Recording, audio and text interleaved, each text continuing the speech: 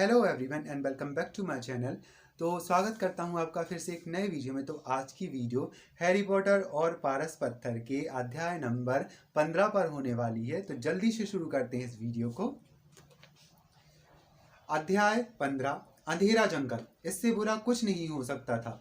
Filch उन्हें पहली मंजिल पर प्रोफेसर मैगोनिकल के स्टडी रूम में ले गया, जहां वे बैठ गए और एक दूसरे से कुछ बोले बिना इंतजार करने लगे। हरमाइनी कांप रही थी। लंबी मनगढ़ंत कहानियां, बचने के उपाय और बहाने हैरी के दिमाग में एक दूसरे से टकराते रहे, परंतु हर बहाना दूसरे से कमजोर नजर आ रहा था। उसे समझ नहीं आ रहा था कि इस बार संकट कैसे दूर होगा। वे बुरी तरह फंस चुके थे। उसने इतनी बड़ी मूर्खता कैसे कर दी कि वे अदृश्य चोगे को वहां भूल गए। प्रोफेसर मैगोनिकल बिस्तर से बाहर जाने पर अंधेरी रात में स्कूल में घूमने के बारे में कोई बहाना नहीं सुनेंगी। सबसे ऊंचे खगोल शास्त्र के टॉवर पर जाने की बात तो छोड़ ही दें, जहां क्लास के अलावा जाना हमेशा मना है। इसमें नॉर्बर्ट और अदृश्य चोगा को भी जोड़ दें तो भी वे लोग अपने संदूक पैक कर सकते थे। क्या हैरी को ऐसा लग रहा था जैसे इससे बुरा कुछ हो ही नहीं सकता? वह गलत था। जब प्रोफेसर मैगोनिकल आई तो नेवल भी उनके साथ ही था। जैसे ही उसने उन दोनों को देखा, वह एकदम बोल पड़ा, हैरी, मैं चेतावनी देने के लिए तुम्हें खोज रहा था। दरअसल मैंने मैल्फॉय को कहते सुना कि वह तुम्हें पकड़ने वाला है। वह कहाँ रह गया? तुम्हारे पास ड्रग।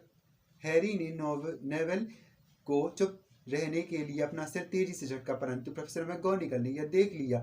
जब वे उन तीनों के सिर पर खड़ी हुई तो ऐसा लग रहा था जैसे वे नॉर्बर्ट से भी ज्यादा खतरनाक आग उगलने वाली हैं। मुझे आप लोगों से यह उम्मीद नहीं थी मिस्टर फिल्च। यह कहना है कि आप लोग खगोल शास्त्र के टॉपर पर गए थे रात में 1 बजे। आपको अपनी सफाई में क्या कहना है? यह पहली बार था जब हरमाइनी किसी टीचर के सवाल का जवाब नहीं दे पाई। वह अपनी चप्पल की तरह बिल्कुल घूर रही थी और किसी मूर्ति की तरह स्थिर खड़ी थी। मेरे ख्याल से मैं समझ सकती हूँ क्या हुआ होगा, प्रोफेसर मैगोनिकल ने कहा। इसे समझने के लिए बहुत बड़ी बुद्धिमानी की आवश्यकता नहीं है। आपने ड्रेको मैल्फॉय को ड्रैगन के बारे में कोई झूठी मनगढ़ंत कहानी सुना दी होगी ताकि वह बिस्तर से बाहर निकले और मुसीबत में फंस जाए। मैंने उसे पहले ही पकड़ लिया है। मुझे लगता है आपको इस बात में मजा आया होगा कि लॉन्गबॉटम ने भी यह कहानी सुनी और उस पर विश्वास कर लिया। हैरी ने नेवल की तरफ देखा और उसने आंखों ही आंखों में इशारा से उसे बताने की कोशिश की कि वह सच नहीं था, क्योंकि नेवल स्तब्ध खड़ा था जैसे उसे चोट पहुंची हो। बेचारा गलती करने वाला नेवल। हैरी जानता था कि उन्हें चेतावनी देने के लिए अंधेरे में ढूंढने में उसे कितनी मुसीबतों का सामना करना पड़ा होगा। मैं बहुत दुखी हूँ, प्रोफेसर मैगोनिकल ने कहा। एक ही रात में 4 विद्यार्थी बिस्तर से बाहर। मैंने इस बात के पहले भी कभी नहीं सुना है। और आप मिस ग्रेंजर, मुझे लगता था आप समझदार हैं। जहां तक आपका सवाल है पॉटर, मैं सोचती थी कि आपके लिए गणद्वार इससे ज्यादा मायने रखता होगा। आप तीनों को डिटेंशन मिलेगा। हाँ, आपको भी मिस्टर लॉन्गबॉटम। कोई भी चीज आपको रात को स्कूल के बाहर घूमने का अधिकार नहीं देती, खास तौर पर इन दिनों। यह बहुत खतरनाक है और गणद्वार के 50 पॉइंट कम हो जाएंगे। 50? हैरी के मुंह से निकले। उनकी बढ़त खत्म हो जाएगी, वह बढ़त जो उसने पिछले क्विडिच मैच में हासिल की थी। 50 पॉइंट हर एक के, प्रोफेसर मैगोनिकल ने कहा, जो अपनी लंबी नुकीली नाक से तेजी से सांस ले रही थी। प्रोफेसर प्लीज, आप ऐसा नहीं कर सकती। पॉटर, मुझे मत बताओ मैं क्या कर सकती हूँ क्या नहीं। अब आप सब अपने बिस्तर पर जाएं। मुझे पहले कभी गणद्वार के विद्यार्थियों पर इतनी शर्म नहीं आई। 150 पॉइंट कम हो गए। इससे गणद्वार आखिरी स्थान पर आ गया। एक ही रात में उन्हें गणद्वार के हाउस कप जीतने की सारी संभावनाएं समाप्त कर दी। हैरी को लगा जैसे उसके पेट की तली गायब हो गई थी। वे लोग इसकी भरपाई कैसे कर पाएंगे? हैरी सारी रात सो नहीं पाया। यह सुन रहा था कि नोवेल अपने तकिए में घंटों सुबकता रहा। हैरी ने नहीं जानता था कि उसे सांत्वना देने के लिए उसे क्या कहें। वह जानता था कि उसकी तरह नेवल भी सुबह होने से डर रहा है। क्या होगा जब ग्रिंडेलवाल्ड के विद्यार्थी को यह उनकी करतूत पता चलेगी। हाउस पॉइंट कांच के जिस बड़े स्कोर बोर्ड में लिखे जाते हैं उसके पास से गुजरते समय पहले तो ग्रिंडेलवाल्ड के विद्यार्थियों को लगेगा जैसे कहीं कोई गड़बड़ हुई हो। कल से आज के बीच उनके लगभग 150 पॉइंट अचानक कम कैसे हो सकते हैं, और फिर कहानी फैलनी शुरू हो जाएगी। हैरी पॉटर, मशहूर हैरी पॉटर, 2 क्विडिच मैचों में उनके हीरो ने सारे पॉइंट गंवाए, उसने और फर्स्ट ईयर के 2 अन्य मूर्ख विद्यार्थियों ने। स्कूल में सबसे लोकप्रिय प्रशंसनीय छात्रों में से एक होने की बजाय अब हैरी को अचानक सबसे ज्यादा नफरत की निगाह से देखा जाने लगा। यहाँ तक कि चीलघाट मेहनत के विद्यार्थी भी उसके खिलाफ हो गए, क्योंकि सभी चाहते थे कि नागशक्ति हाउस कप ना जीते। हैरी जहाँ भी जाता था लोग उसकी तरफ इशारा करते और उसका अपमान करते थे, अपनी समय धीमी आवाज रखने का कष्ट भी नहीं करते थे। दूसरी तरफ नागशक्ति के विद्यार्थी उसके पास से गुजरते समय ताली और सीटी बजाते थे और खुश होकर कहते थे, धन्यवाद पॉटर, तुमने हमें जिता दिया। केवल रॉन ने उसका साथ दिया। सब अब इस बात को कुछ हफ्तों में भूल जाएंगे। फ्रेड और जॉर्ज ने भी यह पर बहुत सारे पॉइंट गंवाए हैं। लोग फिर भी उन्हें पसंद करते हैं, परंतु उन्होंने एक ही झटके में 150 पॉइंट कभी नहीं गंवाए होंगे, है ना? हैरी ने दुखी होकर कहा। हाँ, यह तो है, रॉन ने स्वीकारा। नुकसान की भरपाई करने के लिए अब बहुत देर हो चुकी थी, परंतु हैरी ने कसम खाई कि वह आगे से उन चीजों में कभी टांग नहीं फंसाएगा जिनसे उसका कोई लेना देना नहीं है। अब इधर उधर छुपकर जासूसी करना बंद। उसे खुद पर इतनी शर्म आने लगी थी कि वह बुट के पास गया और उसने कहा कि क्विडिच टीम से इस्तीफा देने के लिए तैयार है। इस्तीफा? बुट गरजा, इससे कोई फायदा नहीं होगा। अगर हम क्विडिच नहीं जीतेंगे तो इन पॉइंट को दोबारा कैसे जीत पाएंगे? परंतु यहाँ तक कि क्विडिच का मजा भी खत्म हो चुका था। प्रैक्टिस के दौरान बाकी की टीम हैरी से बात नहीं करती थी, और अगर उन्हें इसके बारे में कुछ कहना होता था तो वे उसे खोजी कहकर बुलाते थे। हरमायनी और नेविल भी दुख झेल रहे थे। उनका हाल हैरी जितना बुरा तो नहीं था, क्योंकि वे उतने लोकप्रिय नहीं थे, परंतु उनसे भी कोई बात नहीं करता था। हरमायनी ने क्लास में लोगों का ध्यान अपनी तरफ खींचना बंद कर दिया था। वह सिर नीचा करके शांति से अपना काम करती रहती थी। हैरी लगभग खुश था कि परीक्षाएं अब ज्यादा दूर नहीं है। उसे जो ढेर सारा रिवीजन करना था उसकी वजह से उसका ध्यान अपने दुखों से हट गया था। वह रॉन और हरमायनी इकट्ठे रहते थे, देर रात तक पढ़ते रहते थे और जटिल जादुई काढ़े के तत्व याद करने की कोशिश करते थे। समूहन और मंत्रों को कंठस्थ करने तथा जादुई खोजों और पिशाच खूनी विद्रोहों की तारीखें रटते रहते थे।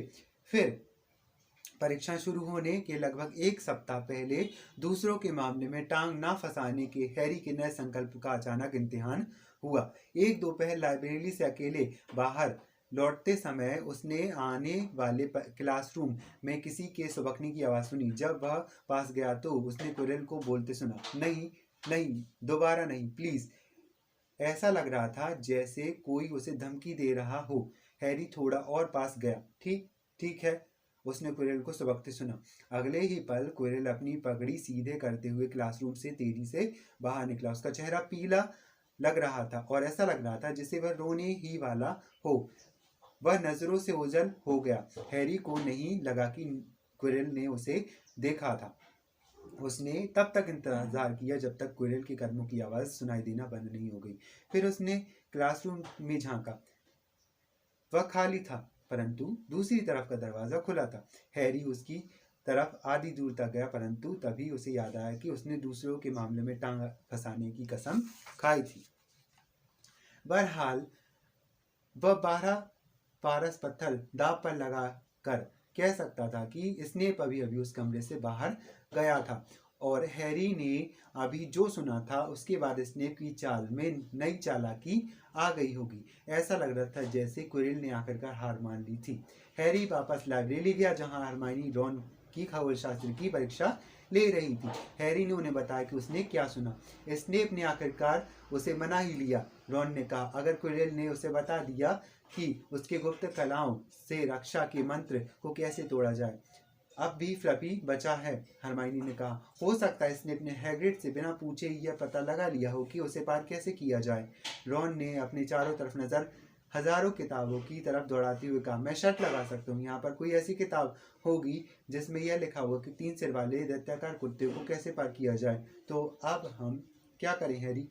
रॉन की आंखों में एक बार फिर रोमांचक अभियान की चमक आ रही थी, परंतु हैरी के जवाब देने से पहले हरमाइनी ने जवाब दिया, डंबलडोर के पास जाओ, हमें यह काम सदियों पहले कर लेना चाहिए था। अगर हम अपनी दम पर कुछ करने की कोशिश करेंगे तो यह तय है कि हमें यहाँ से बाहर निकाल दिया जाएगा। पर हमारे पास कोई सबूत नहीं है, हैरी ने कहा। कुरिल इतने डरे हुए हैं कि वे हमारे पक्ष में नहीं बोलेंगे। स्नेप को तो सिर्फ इतना कहना होगा कि उसे क्या मालूम दैत्य किस तरह हेलोवीन के दिन अंदर आया। वह उस दिन तीसरी मंजिल के आसपास गया ही नहीं था। तुम्हें क्या लगता है लोग किस पर भरोसा करेंगे, उस पर या हम पर? यह किसी से भी नहीं छुपाता कि हम उससे नफरत करते हैं। डंबलडोर सोचेंगे हमने स्नेप को निकलवाने के लिए यह कहानी गढ़ी। फिल्च भी हमारी कोई मदद नहीं करना चाहेगा, चाहे इस पर उसकी जिंदगी भी दाव पर क्यों न लगे, क्योंकि स्नेप के साथ उसकी अच्छी दोस्ती है। वह तो यही सोचेगा कि जितने विद्यार्थी बाहर निकल जाए उतना अच्छा। और यह मत भूलो कि हमें पारस पत्थर या फ्लफी के बारे में मालूम नहीं होना चाहिए। हमें बहुत से स्पष्टीकरण देने पड़ेंगे। हरमाइनी को तो विश्वास हो गया, पर रॉन को नहीं हुआ। अगर हम थोड़े खोजबीन करें। नहीं, हैरी ने सपाट लिहाजे से कहा, हम पहले ही बहुत खोजबीन कर चुके हैं। उसने बृहस्पति का नक्शा निकाला और अपनी तरफ खींचा और उसके उपग्रहों के नाम याद करने लगा। अगली सुबह हैरी, हरमाइनी और नेविल को नाश्ते की टेबल पर चिट्ठी मिली। सभी में एक ही बात लिखी थी, आपका डिटेंशन आज रात 11 बजे शुरू होगा। प्रवेश हॉल में मिस्टर फिल्च से मिले, प्रोफेसर एम मैगोनिगल। पॉइंट गंवाने के बवाल में हैरी यह भूल ही गया था कि उन्हें डिटेंशन की भी पूरी करनी है शर्त। उसे लग रहा था शायद हरमाइनी यह शिकायत करेगी कि इस तरह से रिवीजन की एक रात पूरी चली जाएगी, परंतु हरमाइनी ने एक भी शब्द नहीं कहा। हैरी ही वह सोच रहा था कि उन्हें जो सजा मिल रही है वह उन्हें मिलनी ही चाहिए थी। उस रात को 11 बजे उन्होंने हॉल में रॉन से विदा ली और नेविल के साथ नीचे प्रवेश हॉल में चले गए। फिल्च वहां पहले से ही था और मैलफॉय भी। हैरी यह भूल ही गया था कि मैलफॉय को भी डिटेंशन मिला है। मेरे पीछे आओ, फिल्च ने एक लैंप जलाते हुए कहा और उन्हें बाहर ले गया। मैं शर्त लगा सकता हूँ तुम लोग दोबारा स्कूल का नियम तोड़ते समय 2 बार सो चुके हैं ना। वह कहता रहा और उनकी बुरी तरफ निगाहों से घूरता रहा। और हाँ, अगर मुझसे पूछा जाए कि कड़ी मेहनत और कष्ट सबसे अच्छे शिक्षक होते हैं, बड़े अफसोस की बात है अब सजा के पुराने तरीकों का इस्तेमाल नहीं होता। आपको कुछ दिनों के लिए कलाइयों से जंजीर बांधकर छत से लटका दिया जाता था। मेरे ऑफिस में अब भी जंजीरें रखी हुई हैं और मैं उनमें तेल लगाता रहता हूँ ताकि ज़रूरत पड़ने पर उनका इस्तेमाल किया जा सके। ठीक है, हम चलते हैं। और हाँ, भागने के बारे में सोचना मत। अगर तुमने ऐसा किया तो उसका अंजाम इससे भी बुरा होगा। वे अंधेरे मैदान के पार जा रहे थे। नेविल जोर जोर से सांसें ले रहा था। हैरी सोच रहा था न जाने उन्हें कौन सी चीज वाली सजा देने वाली है। यह सचमुच कोई भयानक चीज होगी, वरना फिल्च इतना खुश नहीं हो सकता था। चांद चमक रहा था, परंतु उसके सामने से उड़ते बालों की वजह से वे बार बार अंधेरे में छिप जाते थे। सामने हैरी को हैग्रिड की झोपड़ी की खिड़कियों में रोशनी दिख रही थी। तभी उन्हें दूर से किसी के चिल्लाने की आवाज सुनाई दी। क्या तुम हो फिल्च? जल्दी आओ, हम तत्काल जाना चाहते हैं। हैरी का दिल उछल पड़ा। अगर वे हैग्रिड के साथ कुछ करने जा रहे हैं तो यह उतना बुरा नहीं होगा जितनी उसकी राहत उसके चेहरे पर साफ झलक आई। क्योंकि फिल्च बोला, लगता है तुम सोच रहे हो कि तुम उस मूर्ख के साथ मजे करने जा रहे हो। दोबारा सोच लो छिछोरे, तुम जंगल में जा रहे हो और मुझे विश्वास है कि तुम लोग साबुत वापस नहीं आ पाओगे। यह सुनकर नेविल के मुंह से आह निकली और मैलफॉय चलते चलते एकदम रुक गया। जंगल, उसने दोहराया, और वह उतना शांत नहीं लग रहा था जितना आमतौर पर लगता था। हम रात के वक्त वहां नहीं जा सकते, वहां तरह तरह के जानवर हैं। मैंने सुना है बादाम भेड़ी हैं। नेविल ने हैरी की दुशाली का सिरा पकड़ लिया और ऐसी आवाज निकाली जैसे उसका गला रूंध गया हो। यह तुम्हारी समस्या है, फिल्च ने कहा, जिसकी आवाज खुशी के मारे उछल रही थी। उन आदम भेड़ियों के बारे में तुम्हें नियम तोड़ने से पहले सोचना चाहिए था, है ना? हैग्रिड के अंधेरे में से उनकी तरफ आने पर फैग्र उनकी ठीक पीछे था। हैग्रिड अपना बड़ा धनुष लिए था और उसके कंधे पर तीर से भरा तरकश था। बहुत समय हो गया, उसने कहा। हमें यहाँ इंतजार करते करते आधा घंटा हो गया। तुम ठीक तो हो हैरी, हरमाइनी? हैग्रिड, मैं उनसे इतना दोस्ताना व्यवहार नहीं करता, फिल्च ने ठंडे लिहाज से कहा। यह मत भूलो, इन्हें यहाँ सजा देने के लिए लाया गया है, इसलिए तुम्हें इतनी देर हो गई क्यों? हैग्रिड ने फिल्च की तरफ गुस्से से देखा। इन्हें भाषण दे रहे थे, इन्हें तुम्हारा काम नहीं है, तुमने अपना काम कर दिया, अब इन्हें मेरे हवाले कर दो। मैं सुबह वापस आऊँगा, फिल्च ने कहा, और इनके शरीर के जितने टुकड़े बचेंगे उन सबको वापस ले जाऊँगा। उसने कुटिलता से आगे जोड़ा, फिर वह मुड़ा और महल की तरफ चल दिया। उसका लैंप अंधेरे में गहरा हुआ और दूर होता जा रहा था। मैल्फॉय हैग्रिड की तरफ मुड़ा। मैं अंधेरे जंगल में नहीं जाऊँगा, मैल्फॉय ने कहा, और हैरी यह सुनकर खुश हुआ कि उसकी आवाज़ में दहशत साफ झलक रही थी। अगर तुम्हें हॉगवर्ट्स में रहना है तो तुम्हें जाना ही पड़ेगा, हैग्रिड ने गुस्से से कहा। तुमने गलती की और तुम्हें उस गलती की कीमत चुकानी होगी, मैल्फॉय। परंतु यह नौकर का काम है, यह विद्यार्थियों का काम नहीं है। मैंने सोचा था कि हमें कुछ लाइनें लिखनी होगी और ऐसा कुछ भी नहीं करना होगा। अरे, मेरे डैडी को पता चल गया तो मैं यहाँ क्या कर रहा हूँ, तो वे तुमसे कहेंगे कि हॉगवर्ट्स में ऐसा ही होता है। हैग्रिड गुर्राया। लाइनें लिखना, उससे किसी को क्या फ़ायदा होगा? तुम्हें कुछ उपयोगी काम करना होगा, वरना हॉगवर्ट्स छोड़ना होगा। अगर तुम्हें लगता है तुम्हारे डैडी तुम्हें स्कूल से बाहर निकालते देखना चाहते हैं तो तुम महल में वापस जाओ, लौट जाओ और अपना सामान पैक कर लो। चलो। मैल्फॉय अपनी जगह से नहीं हिला। उसने हैग्रिड की तरफ गुस्से से देखा, परंतु फिर अपनी निगाह झुका ली। तो फिर ठीक है, हैग्रिड ने कहा। अब ध्यान से सुनो, क्योंकि हम आज रात जो करने जा रहे हैं वह बहुत खतरनाक है और हम नहीं चाहते किसी को कोई भी नुकसान पहुंचे। कुछ देर हमारे पीछे पीछे ही चलो। वह उन्हें जंगल के सिरे तक ले गया। अपनी लैंप को ऊंचा उठाकर उसने एक सकरी घुमावदार पगडंडी दिखाई जो घने काले पेड़ों में गुम हो जाती थी। जब वे जंगल की तरफ जा रहे थे तो वे हल्की हवा में उनके बाल ऊपर उठ गए।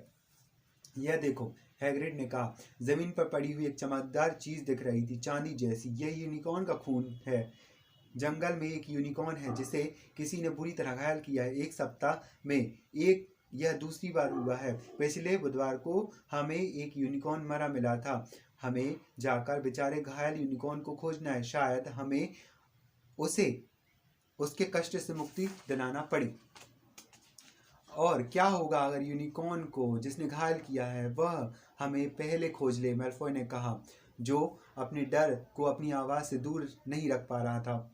अगर तुम हमारे या फैक के साथ हो तो जंगल में रहने वाली कोई भी चीज़ तुम्हें नुकसान नहीं पहुंचाएगी, हैग्रिड ने कहा, और पगडंडी पर ही रहना, ठीक है? अब हम दो दल में बढ़ जाते और अगर अलग अलग दिशाओं में हम खून की लकीर का पीछा करते हैं। हर तरफ खून फैला है। कम से कम पिछली रात को से हम यूनिकॉर्न इधर उधर घूम रहा होगा। मैं फैक के साथ जाऊंगा। मैल्फॉय ने फैक के लंबे दांत देखकर जल्दी से कहा। ठीक है, परंतु हम तुम्हें चेतावनी दे दी, यह डरपोक है, हैग्रिड ने कहा। तो हम हैरी और हरमाइनी एक तरफ चले जाते हैं और ड्रेको, नेविल और फैक दूसरी तरफ। और सुनो, अगर किसी को यूनिकॉर्न मिल जाए तो वह हरी चिंगारी निकालेगा, ठीक है? अपनी छड़ी उठाओ और अभी अभ्यास करो इस तरह से। और अगर कोई मुसीबत में पड़ जाए तो लाल चिंगारी निकालेगा और हम तुम लोगों को ढूंढ लेंगे, इसलिए सावधान रहना। अब हम चलते हैं। जंगल काला और शांत था। थोड़ी अंदर जाकर पगडंडी के उस हिस्से पर पहुंच गए जहां दो रास्ते निकलते थे। हैरी, हरमाइनी हैग्रिड के बाएं रास्ते पर चले गए, जबकि मैल्फॉय, नेविल, फैग के दाएं रास्ते पर। वे खामोशी से चलते रहे। उनकी निगाहें धरती पर जमी हुई थी। कभी कभार चांदी की रोशनी ऊपर की शाखाओं के बीच से दिख रही थी और गिरी हुई पत्तियों पर पड़े चांदी जैसे नीले खून को चमका रही थी। हैरी ने देखा, हैग्रिड बहुत परेशान लग रहा है। क्या कोई आदम भेड़िया यूनिकॉर्न को मार सकता है? हैरी ने कहा। आदम भेड़िए उतने तेज नहीं होते, हैरी ने कहा। यूनिकॉर्न को पकड़ना आसान नहीं है क्योंकि वे शक्तिशाली जादुई प्राणी है। हमने इससे पहले कभी किसी यूनिकॉर्न को घायल होने के बारे में नहीं सुना। वे लोग एक काईदार पेड़ के ठूंठे के पास से गुजरे। हैरी को बहते हुए पानी की आवाज़ सुनाई दी। कहीं आसपास कोई धारा बह रही होगी। घुमावदार पगडंडी पर यहाँ वहाँ यूनिकॉर्न के खून के धब्बे अब भी देखे जा सकते थे। तुम ठीक तो हरमाइनी? हैग्रिड फुसफुसाया। चिंता मत करो, अगर वह इतनी बुरी तरह घायल है तो वह ज़्यादा दूर तक नहीं गया होगा और फिर हम उसे जल्दी से जल्दी उस पेड़ के पीछे छुप जाओ।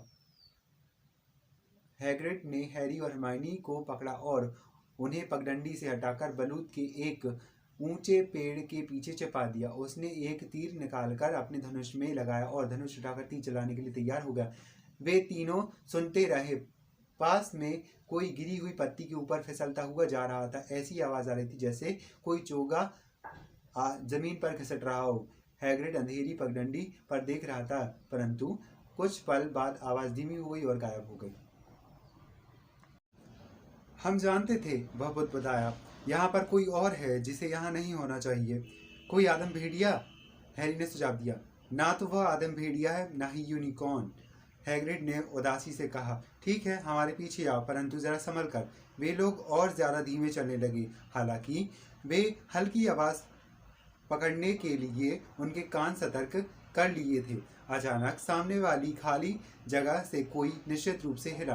कौन है? हैग्रिड ने कहा। सामने आ जाओ, हमारे पास हथियार है। और खाली जगह में कोई सामने आया। क्या यह आदमी था या फिर घोड़ा? कमर तक वह आदमी था जिसके लाल बाल और दाढ़ी थी, परंतु इसके नीचे उसका चमकदार शरीर घोड़े जैसा लाल भूरा था और पीछे एक लंबी लाल पूंछ थी। हैरी और हरमाइनी के जबड़े लटक गए। अच्छा, तो तुम हो रोनन? हैग्रिड राहत की सांस लेते हुए बोला। कैसे हो? वह आगे बढ़ा और उसने सेंटोर से हाथ मिलाया। गुड इवनिंग हैग्रिड, उसने रोनन ने कहा। उसकी गहरी आवाज और दुख से भरी थी। क्या तुम मुझ पर तीर चलाने वाले थे?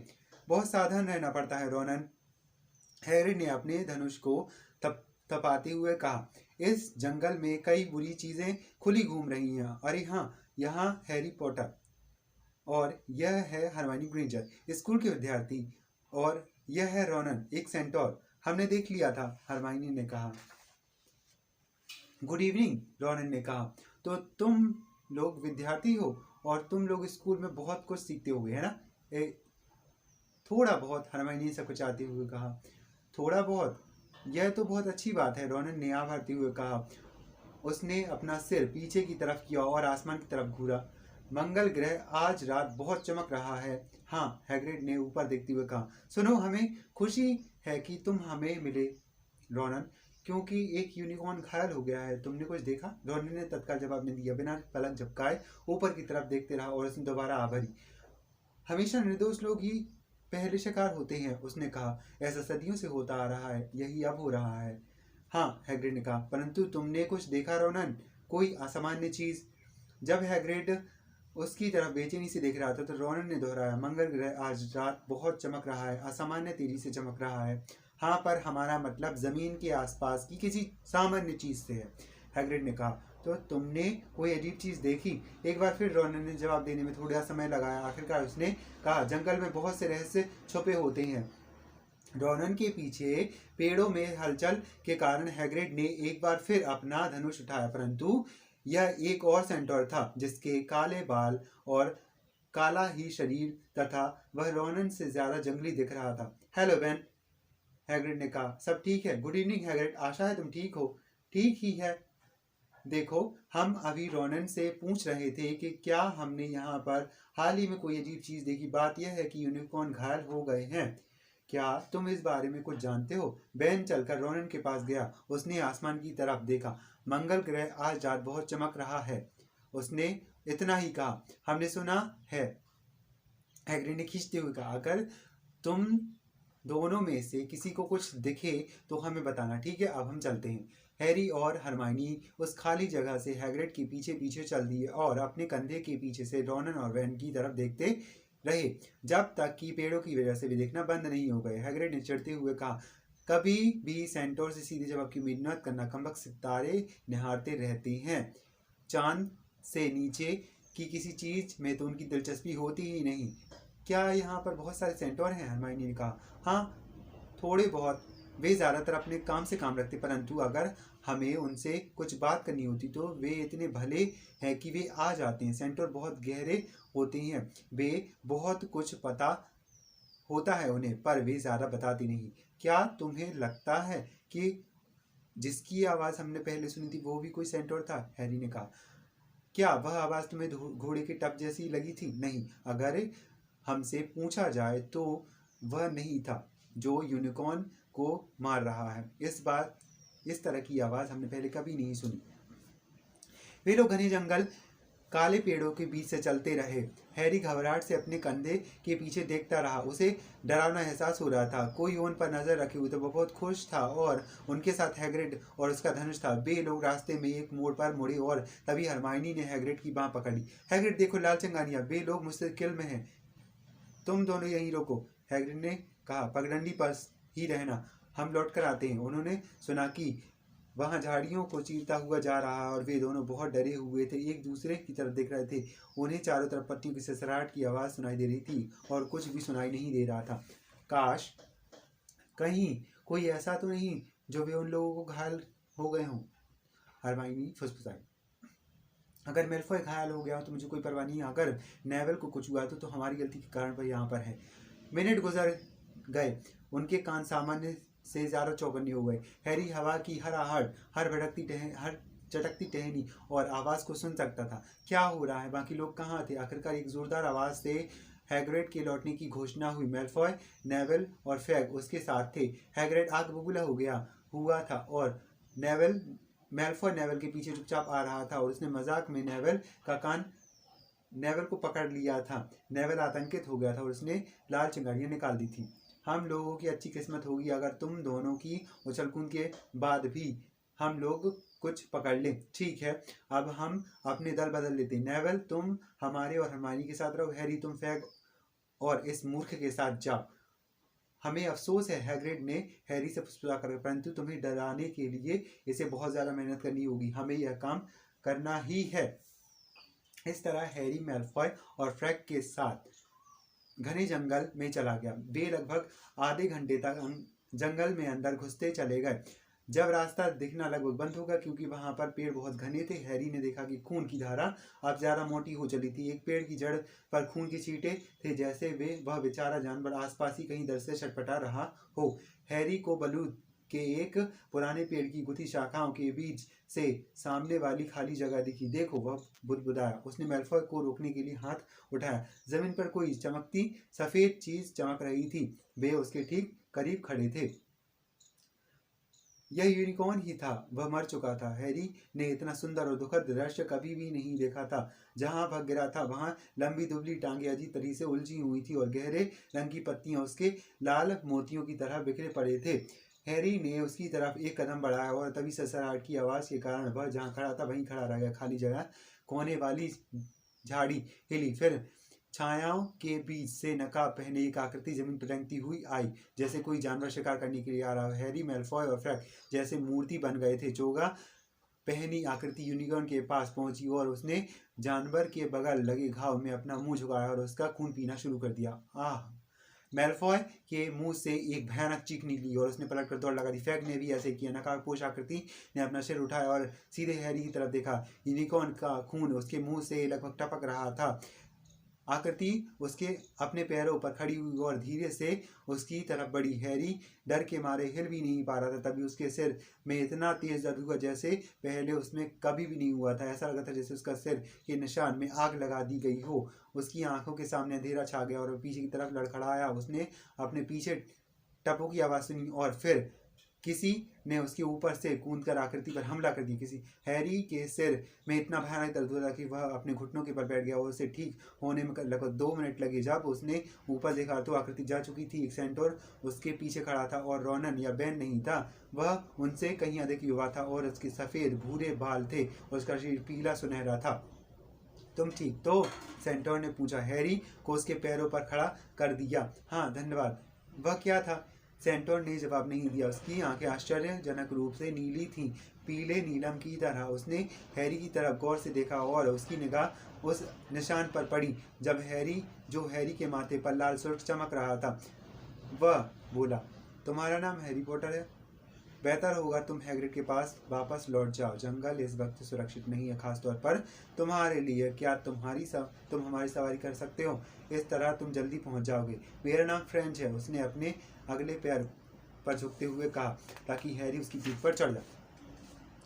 अचानक खाली जगह के दूसरे छोर से टपों की और आवाज़ सुनाई दी। रोनन और बेन पेड़ों को चीरते हुए वहां आए और हाँफते हुए उनके शरीर पे पसीने से लथपथ थे। फ्रेंच, वैन ने गरजते हुए कहा, तुम ये क्या कर रहे हो? तुम्हारी पीठ पर एक इंसान बैठा हुआ, तुम्हें शर्म नहीं आती क्या? तुम कोई साधारण खच्चर हो? तुम्हें पता है यह कौन है? फ्रेंच ने कहा, यह हैरी पॉटर है। यह जितनी जल्दी जंगल से चला जाए उतना ही अच्छा। तुमने उसे कितनी बातें बता दी? बेन गुर्राए। याद रखो फ्रेंच, हमने कसम खाई थी कि हम ईश्वर की इच्छा के खिलाफ कुछ भी नहीं करेंगे। क्या हमने ग्रहों की गतिविधियों में यह नहीं पढ़ा कि आगे क्या होने वाला है? रॉन ने बेचैन होकर जमीन पर अपने पंजे पटके। मुझे विश्वास है फ्रेंच ने सोचा होगा कि वह सही काम कर रहा है, उसने अपनी उदास आवाज में कहा। बेन ने अपने पिछले पैरों से गुस्से से पटका। सही काम? सही और गलत से हमें क्या लेना? सेंटोर को सिर्फ इससे मतलब है कि क्या भविष्यवाणी की गई है। यह हमारा काम नहीं है कि हम जंगलों में भटकने वाले इंसान को अपनी पीठ पर बिठा लें और गधों की तरह दौड़ते फिरें।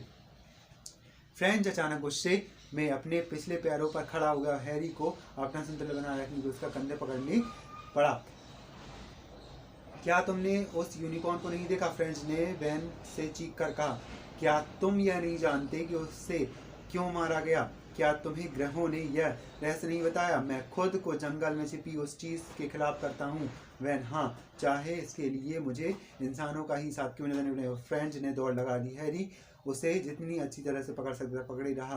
वे पेड़ों के बीच चलते रहे। रोनन और वैन काफी पीछे छूट गए थे। हैरी को इस बात का जरा भी अंदाजा नहीं था क्या हो रहा है। वैन इतने गुस्से में क्यों है? उसने पूछा। वैसे यह चीज क्या थी जिससे आपने मुझे बचाया? फ्रेंच इतना धीमा हो गया कि वह लगभग पैदल चलने लगा। उसने हैरी को चेतावनी दी कि वह अपना सिर नीचे झुका रखे क्योंकि कई शाखाएं बहुत नीची थी, परंतु उसने हैरी के सवाल का जवाब नहीं दिया। वे खामोशी से इतनी देर तक पेड़ों के बीच चलते रहे। हैरी ने सोचा फ्रेंच अब उससे बिल्कुल भी बात नहीं करना चाहता। जब वे लोग उस ज्यादा घने पेड़ों के बीच से गुजर रहे थे तब फ्रेंच अचानक रुक गया। हैरी पॉटर, क्या तुम जानते हो यूनिकॉर्न का खून किस काम आता है?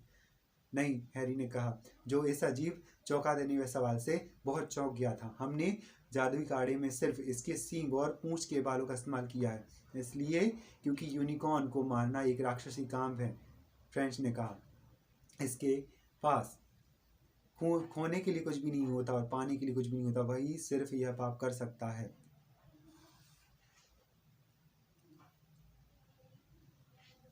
वही सिर्फ यह पाप कर सकता है। यह भयानक है।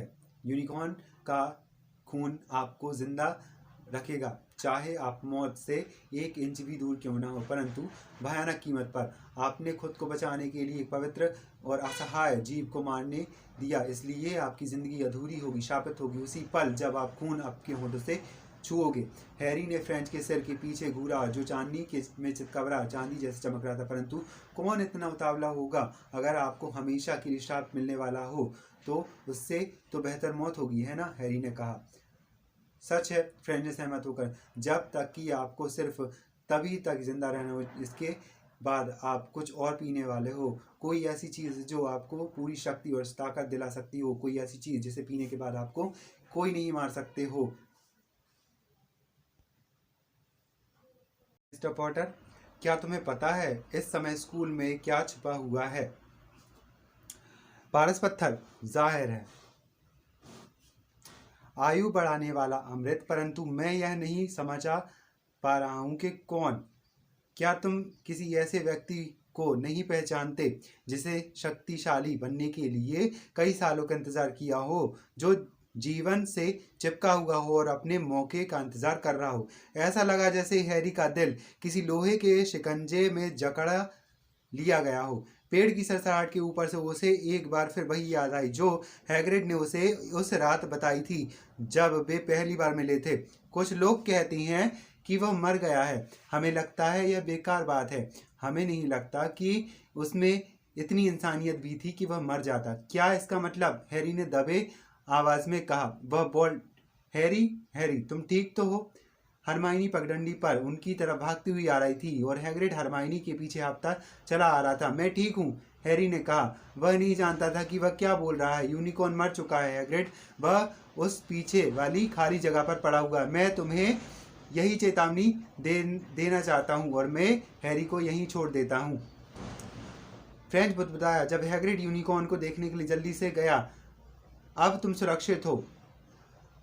हैरी उसकी पीठ से फिसलकर उतरा। Good luck Harry Potter, French ने कहा। ग्रह नक्षत्रों को पहले भी गलत समझा और पढ़ा गया है, और ऐसा करने में सेंटोर से भी गलतियां हुई। मुझे आशा है यह भी एक ऐसा ही मौका होगा। वह मुड़ा और कांपते हुए हैरी को पीछे छोड़कर टपे मारता हुआ जंगल की गहराई में चला गया। रॉन उनके लौटने का इंतजार करते करते अंधेरे हॉल में ही सो गया था। जब हैरी ने उसे हिलाकर जगाया तो वह क्विडिच फाउल के बारे में कुछ चिल्लाया। कुछ ही पल में उसकी आंखें चौड़ी हो गईं जब हैरी ने उसे और हरमाइनी को यह बताना शुरू किया अंधेरे जंगल में क्या था। हैरी से बैठे बैठा नहीं जा रहा था। वह आग के सामने इधर से उधर घूम रहा था। वह अब भी कांप रहा था। स्नेप वोल्डेमॉर्ट के लिए पत्थर चुराना चाहता है और वोल्डेमॉर्ट जंगल में इंतजार कर रहा है, और इतने समय से हम सोच रहे थे स्नेप सिर्फ अमीर बनना चाहता है। उसका नाम मत लो।